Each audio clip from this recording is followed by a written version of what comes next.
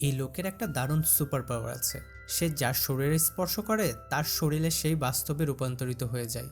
একদিন সে হঠাৎ একটি হীরার গয়না ধরে আর দেখলো তার পুরো হাত চকচকে হীরাতে পরিণত হলো। ওয়াও! হাত তো একদম বিয়ের আংটি হয়ে গেল। এইবার সে মাটিতে হাত রাখলো আর কয়েক সেকেন্ডের মধ্যেই পুরো শরীর কনক্রিটের মতো শক্ত হয়ে গেল। ঠিক তখনই হাই স্পিডে একটা লোক এসে ধাক্কা দিল। ধড়াম! কিন্তু লোকটা একটু নড়ল না, বরং গাড়িটায় লাফ দিয়ে আকাশে উড়ে গেল। ও ভাই, ফ্রি এয়ারলাইন্স! আসলে সে গাড়ির ভেতরে থাকা এক শক্তিশালী রহস্যময় বস্তু চুরি করতে চায়। তবে সমস্যা হলো ওই জিনিস খালি হাতে ধরলে কেউ সে ভয়ানক শক্তি সহ করতে পারবে না।